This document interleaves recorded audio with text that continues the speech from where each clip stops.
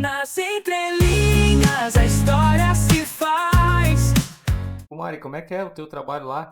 É um trabalho diferenciado, né? Porque a gente sempre, quando pensa em nutricionista, a gente pensa em fazer uma dieta nutricional, né? E é raro a gente parar para pensar na nutricionista como alguém que atende as crianças na parte da educação em si, né?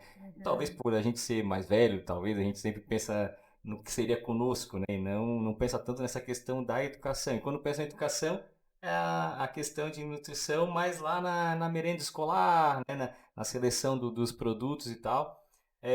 Mas não, faz atendimento também presencial lá, né? Como é que funciona essa questão tua lá? Isso, Felipe, contar um pouquinho, né? A nutrição, por ser uma área da saúde, vamos colocar, né, fazer uma analogia aqui como a medicina. A medicina, o médico se forma e depois ele faz a sua residência. Então, na área que ele quer se especializar, seja ortopedista, oftalmologista, né, clínico geral, pediatra, enfim. A nutrição também já está ficando assim, né? Nós temos a nutrição que trabalha desde a parte materno infantil, então materno, porque entra a parte gestacional, então onde esse nutricionista atende gestantes, bebês, geralmente até 2 anos, ou pré-escolar. Depois tem a fase pré-escolar, de 4, né, até lá os 6, 8 anos, a adolescência, a juventude, o adulto e o idoso. E dentro disso ainda tem outras áreas específicas. A parte da nutrição funcional, que trabalha, né, bastante com o intestino, a parte da nutrição de saúde da mulher. Então, dependendo da área que a gente se especializa, a gente acaba atendendo.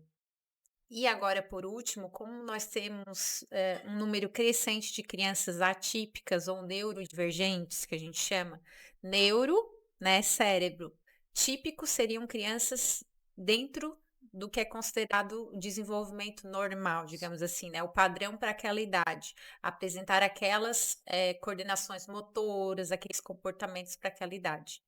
Quando a gente trabalha com crianças neurotípicas, está dentro do padrão. Crianças atípicas ou neurodivergentes são crianças que têm algum transtorno no Uhum. neurodesenvolvimento. Então, entra o transtorno do espectro autista, o TDAH, o TOD, que é o transtorno opositor, né? Sim. Desafiador. Ah, tem outros transtornos também junto. Hoje, né, uma infinidade. Mas, assim, a nutrição também está se especializando nessa área. E aí entra também a seletividade alimentar, que trabalha a terapia alimentar, que é o que eu fazia, né, ali no espaço. Uhum. Então, a criança não é porque ela não quer comer aquele determinado alimento, porque ela é fresca, porque ela é nojenta. Não, ela tem alguma disfunção no cérebro que ela não consegue identificar que isso aqui que está no copo é água, por exemplo. Se ela perceber, né, que é líquido, mas ela não Uhum. tolera o líquido e está acostumada com pastoso, que seria uma textura de um mingau, ela não vai conseguir tomar, né? Então, essa é uma questão que trabalha também a parte sensorial, que também está numa região aqui do cérebro, Sério. É. próximo à área da fala. Então, realmente é porque a criança não consegue.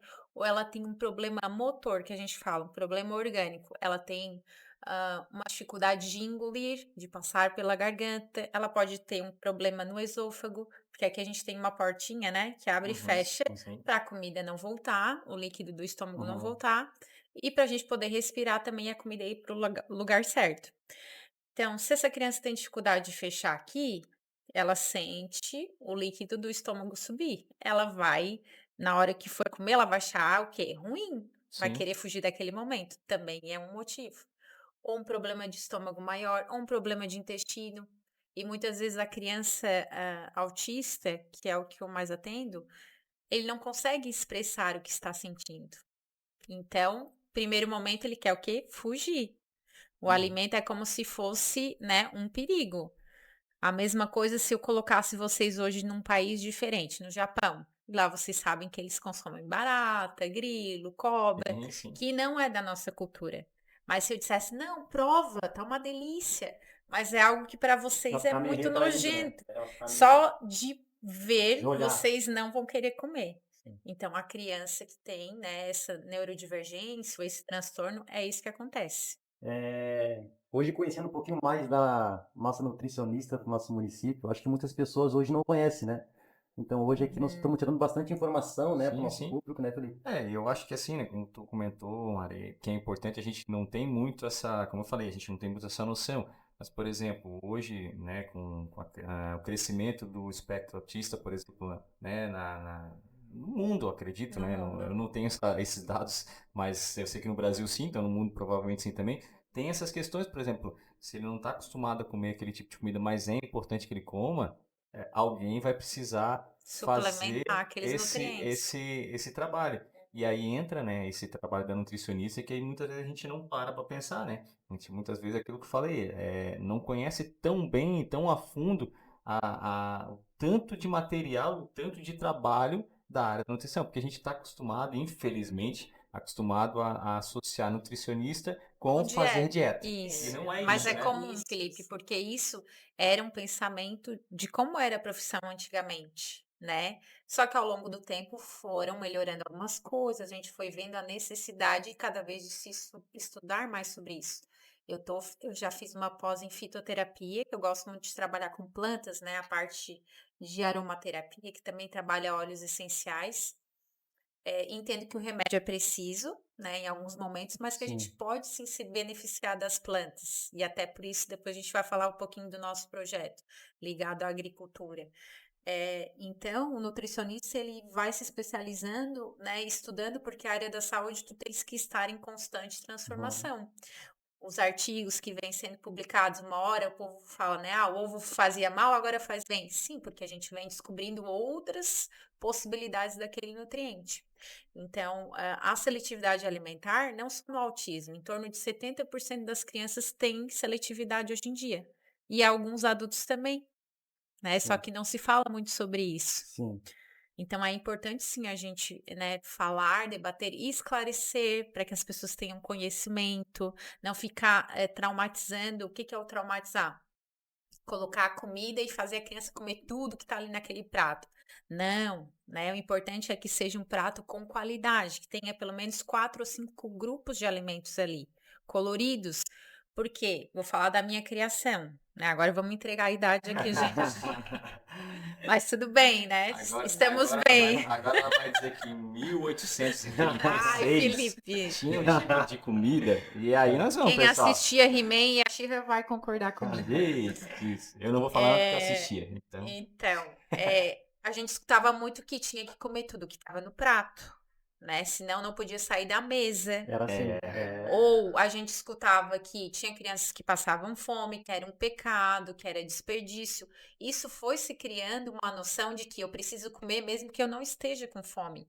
E hoje somos adultos o quê? Que precisamos regular nossa alimentação, E se eu falar pra ti somos que hoje, desculpa te ansiosos. atrapalhar, se eu te falar pra ti que hoje eu falo isso com meus filhos, porque se eu lembro lá de trás da minha avó falando isso, Isso, minha avó, minha mãe, então tipo assim, ó perfeito, filho, se tu porque a deixar, gente tem criancinhas repete, precisando e tu vai deixar isso aí no prato?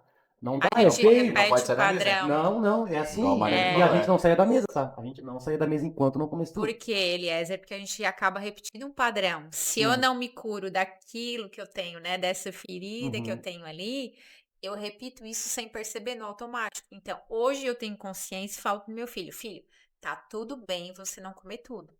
Mas amanhã eu boto pouquinho de cada coisa e digo, se você quiser, você pode repetir. Mas não precisa raspar o prato, tá tudo bem. Só diz quando você tá satisfeito. Então, claro, a gente porciona menos, né? Porque geralmente as mães colocam muita comida no prato, como se fosse para um adulto comer. sim. Uhum. E não tem essa necessidade. Nós temos o Guia Alimentar Brasileiro que mostra, inclusive, com figuras como que a gente pode colocar no prato. Então, dependendo de como eu trato essa criança na hora da refeição, eu posso estar gerando isso. E empurro a colher, meu Deus, a criança não vai querer comer de jeito nenhum. Pode ser o melhor alimento. Se ela já tem uma aversão, Ô não vai Marilene, dar certo. e para ser atendido, como é que nós fizemos hoje para ser atendido hoje com uma nutricionista hoje dentro do nosso município? Então, eu sou concursada pela educação, né? Mas Uhum. nós temos também outras nutris na saúde hoje, ainda bem, né? Que fazem também um trabalho muito bom. Elas trabalham só com a parte clínica, então fazem atendimento ao público tanto de adultos, idosos e crianças.